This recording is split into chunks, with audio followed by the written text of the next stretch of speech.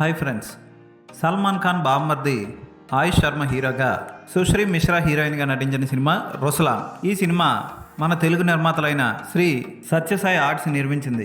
కేకే రాధామోహన్ నిర్మాణంలో కరణ్ లలిత్ బొటాని దర్శకత్వంలో ఈ సినిమా నిర్మించబడింది. ఈ సినిమా ఎలా ఉందో చూద్దాం. రుస్లాన్ చిన్నప్పుడే టెర్రరిస్ట్ అయిన తండ్రిని కోల్పోతాడు. అలాగే పోలీస్ ఇన్స్పెక్టర్ ఒక అతను రుస్లాన్ ని దత్తత తీసుకొని పెంచుతాడు. అయితే రుస్లాన్ ని పోలీస్ డిపార్ట్మెంట్ లో జాయిన్ అవ్వద్దని, మనశ్శాంతి కోల్పోతామని చెప్తాడు అతను. దానికి రుస్లాన్ దేశానికి సేవ చేయడమే నా లక్ష్యమని, తన తండ్రిలా టెర్రరిస్ట్ అనే ముద్ర వేయించుకోకుండా దేశానికి సేవ చేయాలంటాడు. ఈ పెంపుడు తండ్రి రుస్లాన్కి మధ్య ఏం జరిగింది, భారతదేశాన్ని నాశనం చేయాలనుకునే టెర్రరిస్టుల ఆట కట్టించడానికి రుస్లాన్ ఏం చేశాడు అన్నది మిగిలిన కథ. అయితే ఈ సినిమాలో ప్రధాన విలన్ ఎవరన్నది మనకి తెలుగు సినిమాలు చూసే చాలా మందికి ముందే తెలిసిపోతుంది. ఇక రుస్లాన్ క్యారెక్టర్ ఒక జేమ్స్ బాండ్ లాగా దేశ విదేశాలు తిరుగుతూ ఉంటాడు. ఇంట్లో తండ్రికి తెలియకూడదు అనుకుంటూ ఉంటాడు. పోలీస్ ఆఫీసర్ అయిన తండ్రికి తెలియకుండా ఉండాలనుకోవడం హాస్యాస్పదంగా ఉంటుంది. అలాగే ఈ సినిమా కేవలం స్టంట్స్ కోసం మాత్రమే చూడాలి. ఫస్ట్ స్టార్టింగ్ పబ్ లో ఫైట్ ఓకే, క్లైమాక్స్ లో అజర్బైజాన్ లో తీసిన ఫైట్ కూడా ఓకే అనిపిస్తుంది.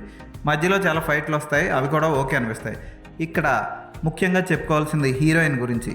సుశ్రీ మిశ్రా హీరో కంటే పొడుగు కాళ్లతో ఫైట్స్ చేస్తూ ఉంటే చూసేవాళ్ళకి అద్భుతం అనిపిస్తుంది.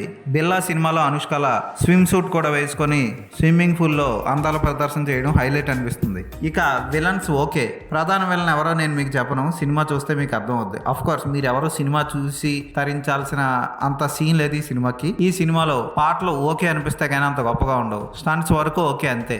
ఇక విద్యా మాల్వాడే, జగపతి బాబు తమ పాత్రలకు న్యాయం చేశారు.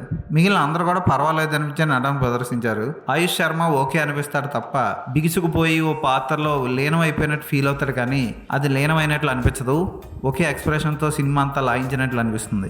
రిస్క్ చేసి టైంపాస్కి ఏదో సినిమా చూడాలి. అఫ్ కోర్స్ హీరోయిన్ ఓకే, ఈ సినిమాకి హీరోయిన్ కోసం చూడొచ్చు. ఈ సినిమాకి వెళ్తే మాత్రం హెడ్ఏక్ తప్పదు.